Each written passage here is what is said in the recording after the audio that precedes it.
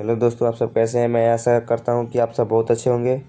तो आज मैं आप लोग के लिए लेकर आया हूं हिंदी का VBA ऑब्जेक्टिव क्वेश्चन, जो कि बिहार बोर्ड पे हर साल पूछा जाता है। तो चलिए क्वेश्चन देखते हैं। क्वेश्चन क्या कर रहा है। 1 नंबर क्वेश्चन में कह रहा है, हर्षक क्या थे। हर्षक क्या थे। इसका आंसर होगा डी, वनस्पति वैज्ञानिक। क्या थे, वनस्पति वैज्ञानिक। फिर अगले क्वेश्चन देखते हैं। अगले क्वेश्चन में कह रहा है, मैक्स मुलर ने कितने वर्ष की अवस्था में लिपजिंग विश्वविद्यालय में संस्कृत का अध्ययन प्रारंभ किया। मैक्स मुलर ने कितने वर्ष की अवस्था में लिपजिंग विश्वविद्यालय में संस्कृत का अध्ययन प्रारंभ किया। इसका आंसर होगा बी, 18 वर्ष के। जब वो 18 वर्ष के थे तो विश्वविद्यालय में संस्कृत का अध्ययन प्रारंभ कर दिया। ठीक है, फिर अगले क्वेश्चन देखते हैं। अगले क्वेश्चन में कह रहा है, मैक्स मुलर ने कालिदास की किस पुस्तक का जर्मन भाषा में अनुवाद किया। मैक्स मुलर ने कालिदास की किस पुस्तक का जर्मन भाषा में अनुवाद किया। तो इसका आंसर होगा सी, मेघदूत का। किसका, मेघदूत का। फिर अगले क्वेश्चन देखते हैं। अगले क्वेश्चन में कह रहा है, किस गवर्नर जनरल के समय 172 दारिश नामक सोने से भरा घड़ा मिला था। किस गवर्नर जनरल के समय 172 दारिश नामक सोने से भरा घड़ा मिला था। तो इसका आंसर होगा सी, वरेन हेस्टिंग को। किसको, वरेन हेस्टिंग को। फिर अगले क्वेश्चन देखते हैं। फिर अगले क्वेश्चन में कह रहा है, निर्वंश विद्या का संबंध किससे है। निर्वंश विद्या का संबंध किससे है। तो इसका आंसर होगा बी, मानव विज्ञान से। किससे, मानव विज्ञान से। फिर अगले क्वेश्चन देखते हैं। अगले क्वेश्चन में कह रहा है, मैक्स मुलर का जन्म आधुनिक जर्मनी के किस नगर में हुआ था। मैक्स मुलर का जन्म आधुनिक जर्मनी के किस नगर में हुआ था। इसका आंसर होगा बी, डेसाउ जर्मनी में। कहाँ पे हुआ था, डेसाउ जर्मनी में। ठीक है, फिर अगले क्वेश्चन देखते हैं। अगले क्वेश्चन में कह रहा है, प्रत्न मानव का अर्थ क्या होता है।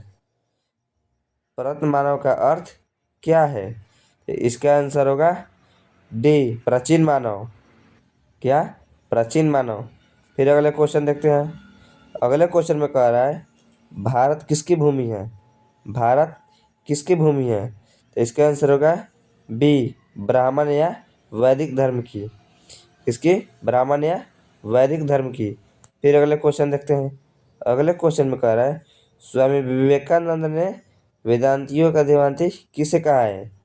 स्वामी विवेकानंद ने वेदांतियों का देवांती किसे कहा है। इसका आंसर होगा सी, मैक्स मुलर को।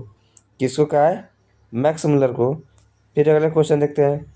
अगले क्वेश्चन में कह रहा है, मैक्स मुलर का जन्म हुआ था। मैक्स मुलर का जन्म हुआ था। तो इसका आंसर होगा डी, 6 दिसंबर 1823 को। कब हुआ था, 6 दिसंबर 1823 को। फिर अगले क्वेश्चन देखते हैं। अगले क्वेश्चन में कह रहा है, सर विलियम जोन्स समुद्री यात्रा करते हुए भारत कब पहुँचे। सर विलियम जोन्स समुद्री यात्रा करते हुए भारत कब पहुँचे। इसका आंसर होगा डी, 1783 में।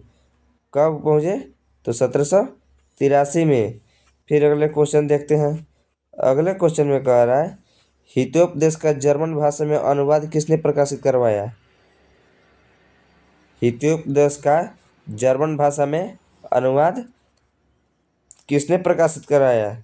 इसका आंसर होगा बी, मैक्स मुलर ने। किसने, मैक्स मुलर ने। फिर अगले क्वेश्चन देखते हैं। अगले क्वेश्चन में कह रहा है, भारत से हम क्या सीखे, क्या है। भारत से हम क्या सीखे, क्या है।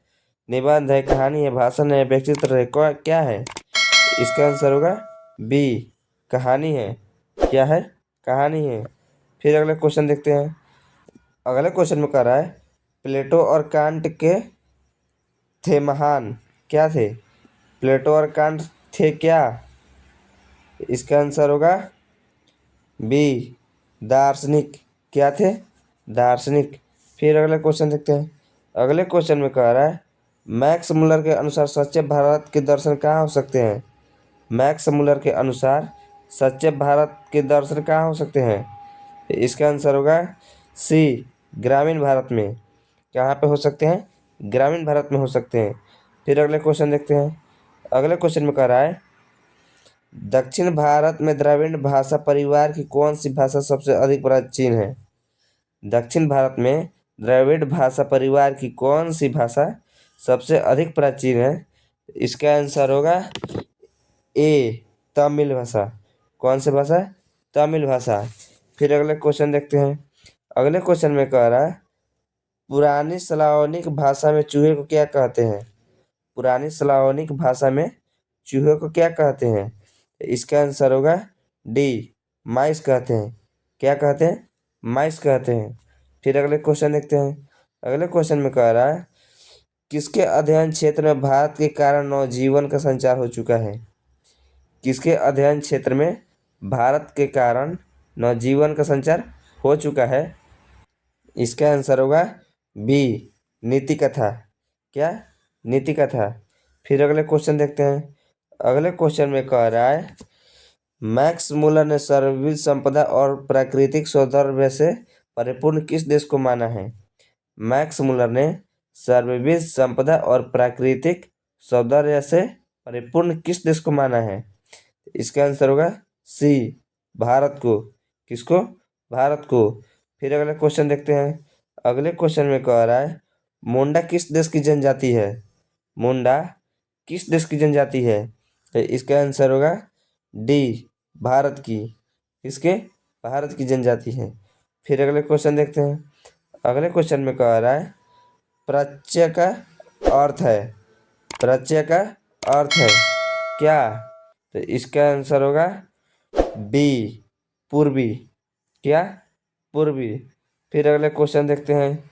अगले क्वेश्चन में कह रहा है संस्कृत का अग्नि शब्द लैटिन में किस रूप में मिलता है? संस्कृत का अग्नि शब्द लैटिन में किस रूप में मिलता है? इसका आंसर होगा सी, इंगिस। किस रूप में मिलता है? इंगिस रूप में मिलता है। ठीक है। फिर अगले क्वेश्चन देखते हैं।